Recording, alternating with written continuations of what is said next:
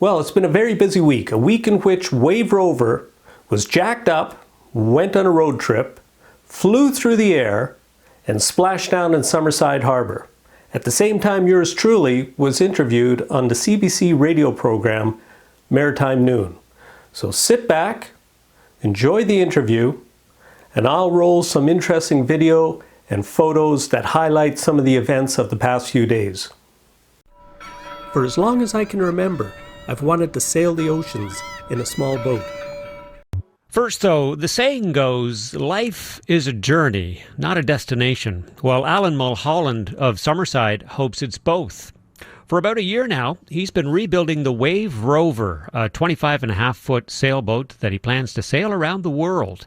The boat is scheduled to go in the water in Summerside later today, and Mulholland hopes to set sail in the third week of July, and he's taken time out from his preparations to talk to us. Hi, Alan. Welcome to the show. Hello, Bob.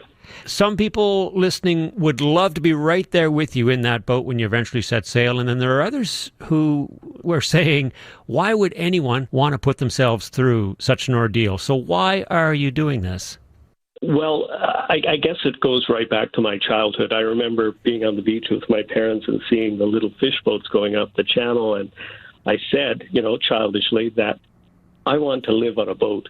And then years later, that was in Ireland, and then years later we emigrated to Canada, to landlocked Edmonton, Alberta, and I joined Sea Cadets. I learned to sail. Later on, I joined the Navy. So I got all this experience at the sea, and I love the sea. I'm passionate about it. I'm passionate about waves and the wind and the solitude, the independence, all those things.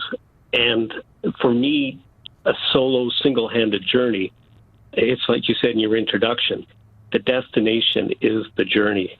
Just getting the boat on the ocean is the journey for me. So describe the boat for us. What's the Wave Rover like? So it's a Contessa 26 is the style, and it was built in Canada, in Toronto. It's 40 years old. It's what we would call more of a classic design. The keel is long. She's not built to be fast or a racing boat. She's built to be a little seaboat, but she was designed to do weekend tours, not really crossing oceans. But she's a very strong boat, and some of the holes that I've had to drill to attach, extra safety equipment, the boat is built really heavily, far more heavily than a boat of its size would be today. And yet you've had to further strengthen this boat, have you not, to get it ready for this trip? I've built a little, what they call a doghouse, which is a little attachment to the cabin top, which will give me, first off, headroom, because the boat doesn't have headroom. And secondly, it allows me to see all the way around the boat from the protection inside. And then one of the other big things I've done is I've changed the hatch. So this hatch, the main hatch to get inside the boat, you can actually seal it, and it'll be far more weather-tight than the original hatch ever was. And so you've done a lot of work to date, but you're putting this boat in the water today. I'm assuming there's still work left? Oh, there's three big items I still have to accomplish. The first is the wires that hold the mast. I have to get those sized and get those ordered. I won't be able to do those myself. So I've changed some of the attachment points so that the distances are different. So I won't know until I stand the mast. And the second big thing is the sails. So the sails are pretty good, the ones that came with the boat, but they're the wrong size for ocean sailing. So I'll be laying those out on the grass. I'll be cutting a big section out of them, which sounds probably horrible to sailors out there, but it'll work out, and the sails will be smaller and more appropriate for ocean passages. And the third item is the electrical system. So I've purchased some solar panels, but I still have to hook them up and run a little bit of electricity through the boat, which is a new area for me. It's something I need to research. But with the 6 weeks I have remaining, we definitely have enough time to accomplish those. So you're doing most of this work yourself then? Oh, I've done absolutely everything. I've had to learn some new skills, but a lot of this I had some background in, and it's been a real joy. For me, the journey is really two parts. There's the on the water, which is the obvious journey. But another part of this journey, and it's an important part, is working on the boat, building the boat, getting to know every part of it, and enjoying it. I've kept everything simple so that if something does go wrong, I'll be able to repair it myself anywhere in the world. And so how do you plan for that? What are you doing in the way of backups to help prevent leaving you stranded out there in the middle of the ocean? So it's a lot of rudimentary things I'm bringing, like spare parts, extra bolts, extra screws. I'll be bringing a set of tools with me, basic tools, like a drill and saw and a hammer. And I have skills. I'm actually a journeyman carpenter, so I'm fairly competent with tools. I wouldn't call myself a boat builder, but I'm a capable boat builder. This particular boat is smaller than the norm for boats that make this such a trip, is it not? It is. Yesterday, when I took it down to the yacht club, and it's surrounded by the other yachts that are waiting to go in today, it looks like I'm in the land of the giants. My boat is tiny. I'll have to take a picture of it. Why go with a smaller boat? It's a lot of it has to do with the budget.